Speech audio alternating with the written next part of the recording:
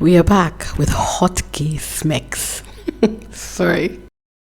That was hella cheeky.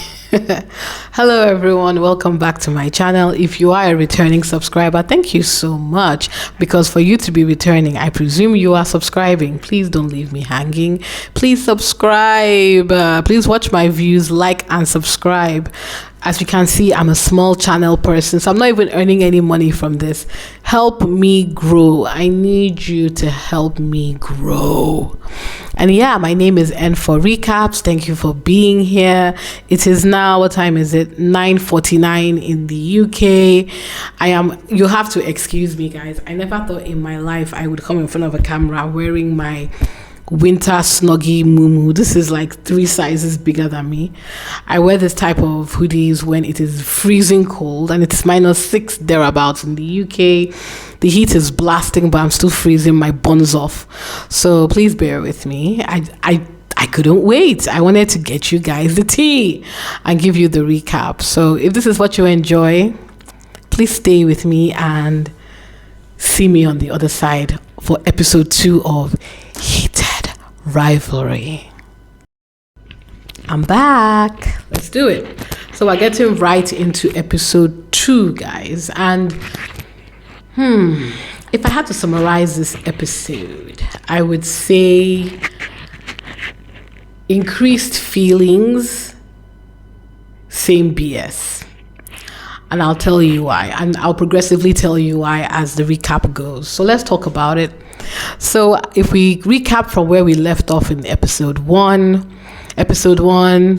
2 teammates on opposing teams, Shane Hollander and Ilya Rozanov, meet each other, develop a crush. Ilya from episode 1 is the one who's quite sure of himself in his sexuality. So he's the pursuer in this case, goes after what he wants, sends Shane out, does everything in his power to always be around Shane. They hook up. And one thing I forgot to mention from the first episode was Shane is, I wouldn't say, I look at it as Shane is not as afraid as Ilya. He has identified that, okay, look, I like this guy. We've been intimate. I have these feelings.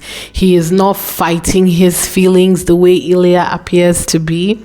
Now, if you go to my first video, you will get my walkthrough to the context behind each character in terms of family dynamics, ambition, and the game, and the love of the game. And of course, the time period and how difficult this relationship is. And you also get a sense of how young they both are. They're kids. They're like, what, maybe late teens. So they clearly do not have the maturity or the headspace to manage this type of thing. Because to me, a lot of their issues between episode 1 and 2, I wouldn't even say it's communication. I would just say it's one person who at that particular moment, for whatever reason, is not necessarily emotionally available. The other person is, and because he has been stung, he is not willing to throw himself down again. And I think we see that dynamic enhanced a bit more in episode 2. So episode 2 starts off with the both of them again, and what you get a sense of right at the beginning is the time, how quickly time moves between the two of them, and they don't see each other. I think it's about 2 seasons maybe before they finally get together again, but they are still texting, they are still talking to each other. Ilya's texts are very, very graphic. It's very clear his attraction to Shane is very, very present. If you recall from episode 1, they planned on hooking up to have anal smecks, but because of the weather they couldn't do it, and they had that fight at the end where, like I said, Shane, I feel, put his heart on the line and Ilya slapped him down. And of course, even though Ilya slapped him down and tried to make amends a bit, Shane, Ilya tried to do that by kissing Shane publicly at an event to celebrate Major League Hockey. Shane still had at that moment to deal with his, hang-ups or fears about being discovered with Ilya. So maybe that wasn't the best time for Ilya to do what Ilya does. So it didn't end on the best note. And then, episode 2 just continues it. They are still playing, they are still opponents, they are still highly competitive with each other, but they still feel this mad connection. Ilya is actively pursuing Shane in, teasing him, being very sexually explicit in his messages with him, and Shane has pulled back. And I don't blame him, frankly. When you get with someone and you clearly have feelings for them and you try to vocalize those feelings and they're not willing to hear it, I wouldn't want to get close to you too. Shit. I mean, I never want to see you again. But he can't help it. He's very attracted to Ilya. And you see it with them, like, they don't see each other for quite a long time, but when they do get together, it's electric. And actually, it's a good time to mention that this is when Shane and Ilya finally do anal smecks. It's hot. It's sexy. And that is one thing I love about this show. The sex is not gratuitous. The sex is very emotional. And I think this is what people are relating to with this show. They may not realize it, but the sex between these two characters is very emotional. They are laying it bare. And I think that's the trust these two actors have to have in each other, because you are visualizing sex between two men in all its glory. The anal smecks, the blowjobs, the touching of erogenous zones, because you want to convey feeling, the way they look at each other. That's a very emotionally heavy role to play. It doesn't matter what your sexuality is, honestly. It doesn't even matter what your hang-ups are. To have to open up to someone in that way and tell a story, you're going to have to maybe in some way fall in love with them. Maybe not even romantically, but like as a friend, you need to trust each other. And you see the wonderful work the two actors are doing here as they trust each other with their kisses, the way they lean into each other, the way they touch each other. Every time they come together on screen, it is electric. And I have the highest praise for both of them, because it's not easy playing a gay character. Even if you're gay yourself, people on TV, even despite how open-minded the world is today, people are not used to seeing two men do it. Let's keep it 500%. They're not. So for you to put yourself out there, not knowing who's going to consume your content in front of millions of people, takes courage. So I will never, like I said, I have my issues with the pacing of the episodes and the timelines, and I don't know, some parts feel like cold air, but I will never knock the work of these actors. I will never knock the work of these actors. They are doing fantastic work here. And they hook up, very emotional, beautiful sex scene again. And right at the very end, Ilya goes to have a shower, because Ilya is the top in this situation and Shane is the bottom, so he's doing all the work. So he's sweating, so he goes to have a shower. Oh, and I should probably call out, so like I said, I want to quickly, before I talk about that, Shane as a character study, as I mentioned in the first episode, Shane is the good boy. Shane is the neat boy, organized. Every time he meets up with Ilya, he doesn't tear his clothes off in a passion. Even when he is passionate, he still takes time to arrange his shirts, arrange his trousers, arrange his boxers, and gets in bed with Ilya. It's fascinating, and it speaks to his character of restraint, order, organization. Then you have Ilya, who I'm not particularly sure what his cleanliness type is, he seems like he cleans up well, but I don't get the impression that he's like a Shane, because he's always teasing Shane. So they meet up at Shane's swanky apartment. From there you get the sense that Shane has a good head on his shoulders. He's investing in property, he's renting out property, and he's wealthy. I mean, these are wealthy young men. They show you his bedroom. It's very IKEA created, and I love how Ilya teases him that, did your mom choose this for you? And he said no, he had a design. And I was like, yeah, that tracks. So yeah, very, very organized character, clean, neat. Then you have Ilya, who is not perfectly organized. You can't put him in a box. You can't force him to do what he doesn't want to do. So I think that's a challenge for Shane, is that he can't read it. When they get together, it feels magic, but when they're apart, it's difficult for him to kind of reconcile the different faces of Ilya to who he's intimate with. And you see that quite starkly when they have anal sex for the first time. After Ilya has his shower and they cuddle into each other, you see, Shane gives him a very emotional kiss, presses his face to his face. Again, that is a sign of emotion. It's not some hookup and he's walking out. He wants to cuddle with him. He wants him close. Ilya recognizes it for what it is, and Ilya runs away. Fair enough. It's quite unfortunate that happened, but what can you do? Yeah, it's quite unfortunate that happened. I wasn't happy that happened. But then it's done. And then they all continue living their lives as normal. The team go to Sochi Olympics in Russia. Wine Sochi. And this is quite cute, actually, and quite sad. So when Ilya and Shane left each other after they hooked up that first time, it's very tender. It's probably more tender than when they hooked up the last time. There's a lingering kiss. They share. It feels intimate. It feels like post-coital bliss of two lovers.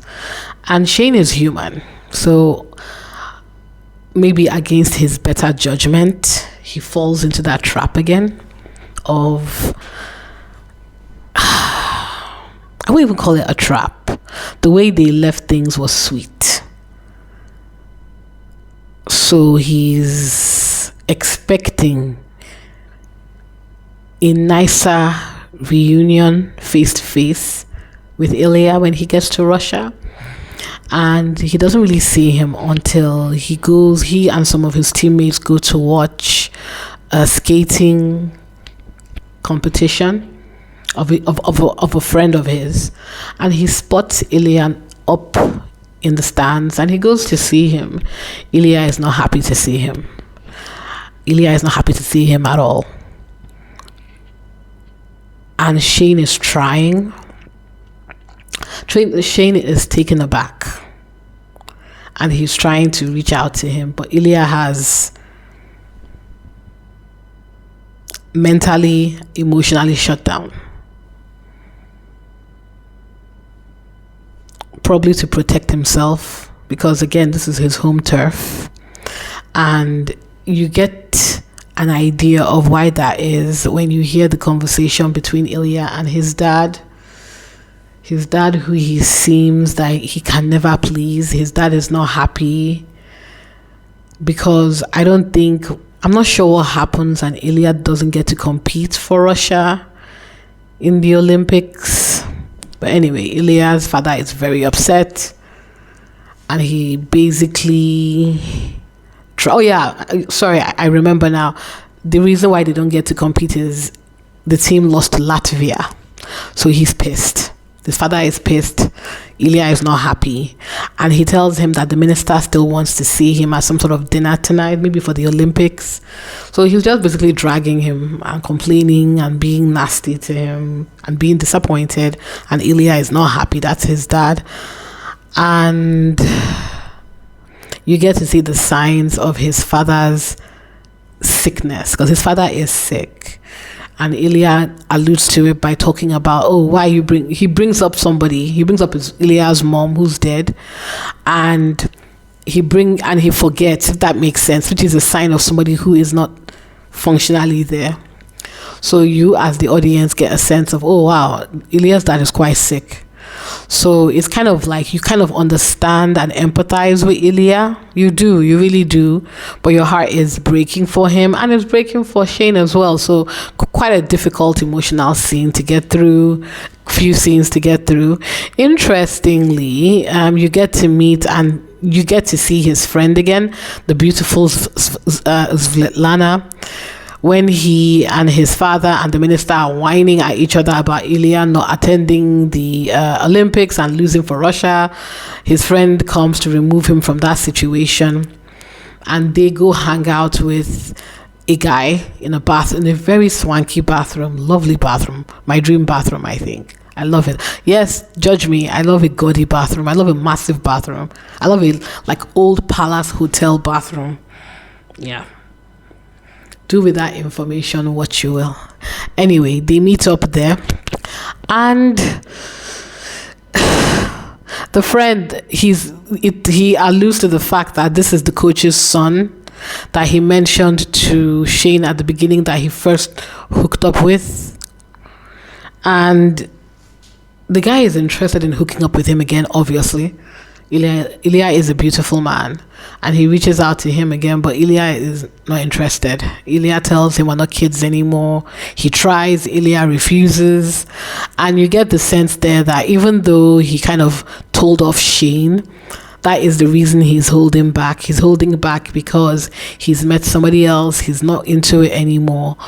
And maybe he just isn't, he's over it. He's not happy. And he clearly isn't. He's just been ragged on by his dad, by the minister. He disappointed his country. He's not in the mood. So it's all very, I don't know. It was just tense, uncomfortable. He didn't even want to take cocaine or drugs or whatever. He just wasn't in the mood. So that ends there. And yeah, to the next scene. So there's clearly a fire within Ilya to make amends and do things better following, the dragging and the ragging from his father and the minister. All that ragging has clearly lit a fire within Ilya, so he wants to win. He's really upset about being dragged by his father and everybody, so he wants to win, and he does. He wins the cup. He wins for his team. So he's the MLH Cup winner. And it's fantastic. He's happy. He's celebrating. He's basking in his glory. And Shane, whose team clearly didn't make the playoffs or the final, or maybe they did make the playoffs, but they didn't make the finals, get to watch Ilya win this cup. And you see it on Shane's face. He's proud of him. He's happy for him, but he's clearly upset after what happened the last time. So the next time they see again is during the Major League Hockey Awards of some sort. Both of them are presenting an award. Shane is nervous. Ilya shows up quite late, just as they're about to go on stage, and he's not happy about that. So Shane, you get a sense of jealousy from Shane, because Shane is like, where were you? And Ilya gives an answer, and he was like, with whom? So you get that, okay, he's jealous. He thinks that maybe Ilya is over him, has moved on, and he's not happy about it.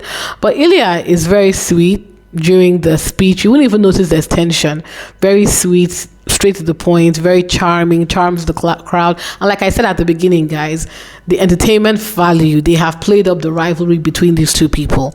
So obviously the crowd is eating up this friendliness between two rivals. They take a selfie with each other, and as they take that selfie, you see Ilya's hand go down his back, which must have been quite sizzling for him. For him, I mean Ilya. Sorry, for him, I mean Shane. And then Shane storms off into the bathroom, dealing with the stress of it. Ilya comes in, and Shane just gets emotional.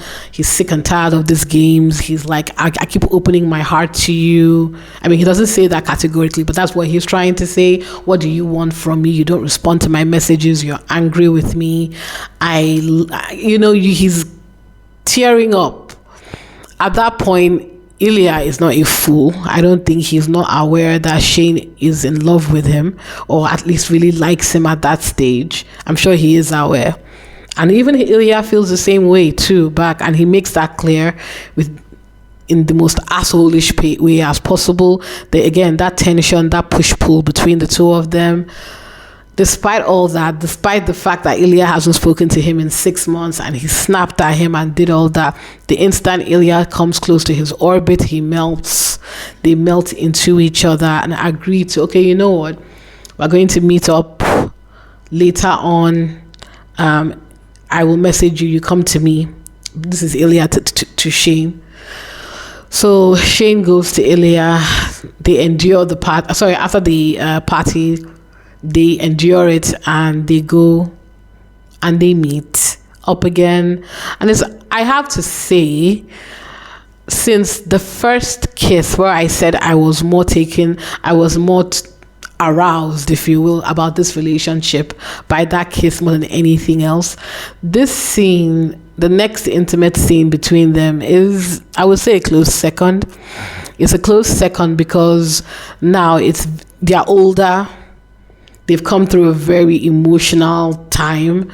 So you can feel the tension and the emotion and the stress between these two characters. Ilya is somehow tipsy drunk. He's been drinking to celebrate his win. And it's kind of sexy how he dominates over Shane. He's treating him as his prize for the night. I won. I deprived myself of something I really wanted because I wanted to concentrate and secure this win. Now I want you. And I understand why Shane is not having it. I understand why Shane is like, nah, F you. You really? So it's kind of like his behavior in the bedroom, kind of, like I said, it's kind of like I deprived myself of everything that I wanted. I said, no sweets, no alcohol. I want to get this cup. And that includes excluding you out of my life. Now that I got what I wanted, and I can bring my attention back to you. Now let's keep it 500%. If Shane wasn't in love with Ilya, or wasn't crazy about Ilya, or didn't have emotions with Ilya, I'm very sure Shane would have told him to go F himself. But Shane can't help it. He likes him. He really, really, truly likes him. And I believe this push and pull is actually what even builds up the tension between them and builds up the intensity of his feelings for Ilya, to be honest. As messed up as that is, as unhealthy and toxic as that is, yeah, I get it. Like I said, these two people are still quite young, even though they've been hooking up for 6 years at this point? Yeah, they've been hooking up for a minute. So, and I don't think either of them are entertaining anybody else. So it seems they literally, when it comes to their romantic and even sexual lives, exist for each other. Even this early on, even when things are so tense, which is why everything feels so intense with the both of them. They're not hooking up with anybody else. They're not dividing their attention with anybody else. And that's something that people should note. This push and pull went on for years. It doesn't appear they included any third party in it. It was just two of them circling each other, pulling at the tension between each other, which again drives that intensity. So they hook up finally. It's hot, it's beautiful, it's intense. Like I said, the intensity is what they're building up here. And unfortunately, it ends the same way. Shane is happy, and I'm sure Ilya is, but Ilya pushes him away this time. And it's sad. It's a sad episode. I'm not happy with this episode, I'll be honest, towards the end. Because of the sheer amount of intense emotion and the lack of reward. It's very, I don't know, it's very draining. And what particularly breaks my heart is after this particular hookup, as intense as it was and as satisfying as it was for Shane especially, because don't forget, this episode is from Shane's perspective, the emotional pull of not having Ilya with him. It feels like it's just a hookup, and Shane almost texts him back as he's leaving. We didn't even kiss, but he changes his mind. And it's just really sad, honestly. And I believe, I am sad for Shane in this episode. This is not Shane's episode at all. This was quite sad for him. But it was necessary. because, like I said, you get to see the intensity of his feelings for Ilya. You see them form from here, you see them grow from here, and yeah, it's a very, I should have said it at the beginning, it's a very Shane-centric episode. There's something I forgot to say. So I'll quickly cover it. So, just as they finished hooking up at the end, right? You see Shane, now that the intensity of the hookup is over, they're both sitting in bed, they're both quiet. It feels like, okay, we've spent all this emotional energy, and I feel like they're both in recovery mode, just trying to come down from what they've experienced. And it's quite interesting because you see Shane, and this is what I like about Shane,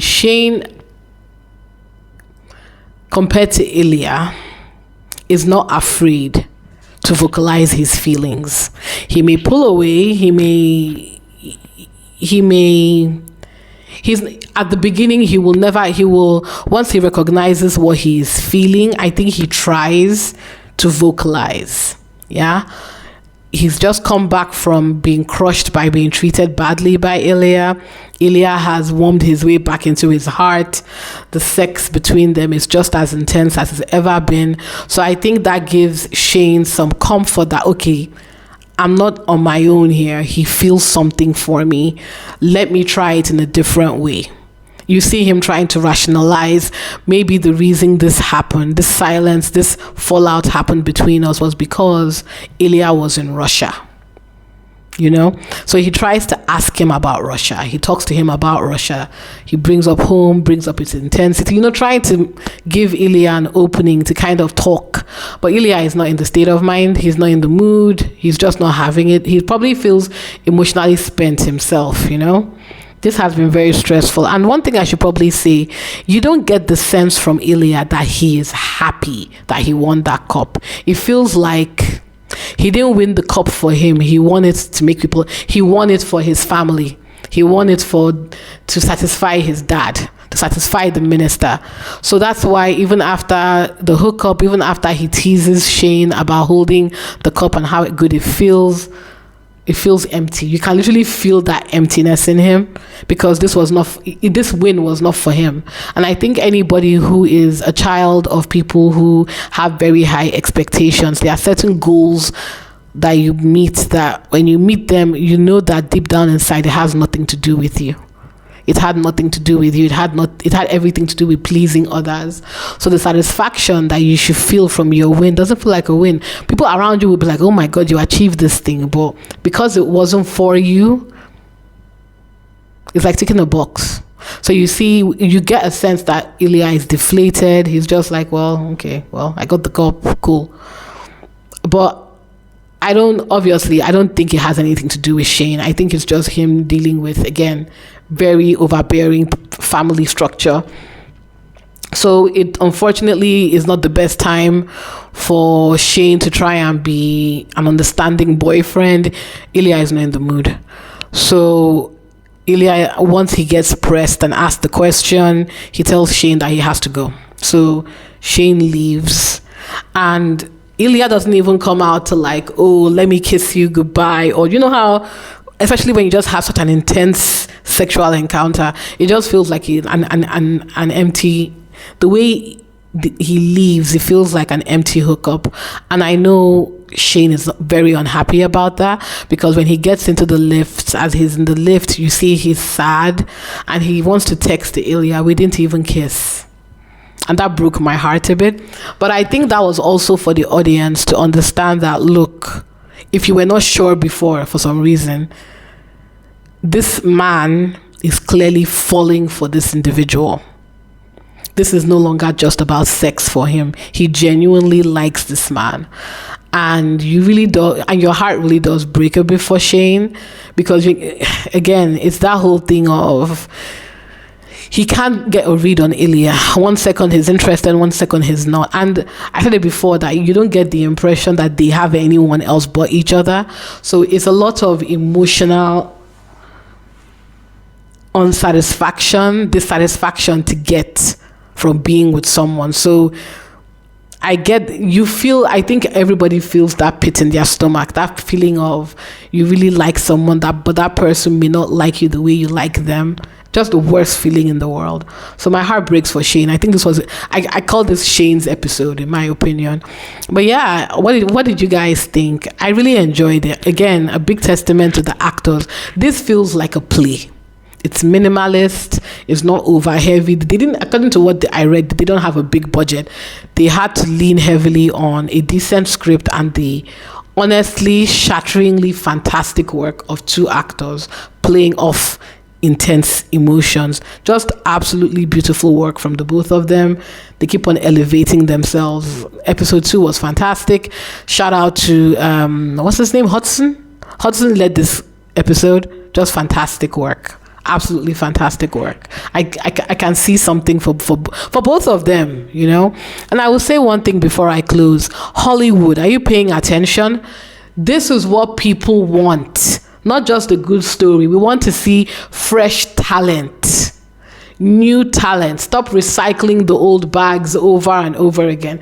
There was a time when Hollywood used to take a chance on new talent.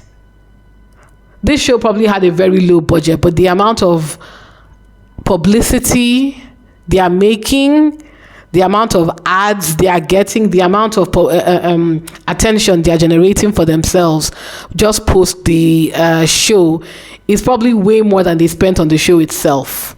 So Hollywood, are you listening? Not everything has to be. Give smaller creators a chance. Give new actors a chance. Not everything has to be a big budget epic. People just want good storytelling. So yeah, shout out to the actors. I really love this episode, guys. Let me know your thoughts in the chat. Please continue to like, subscribe, and share if you like my in-depth analysis. And I look forward to catching you on the next episode. Bye.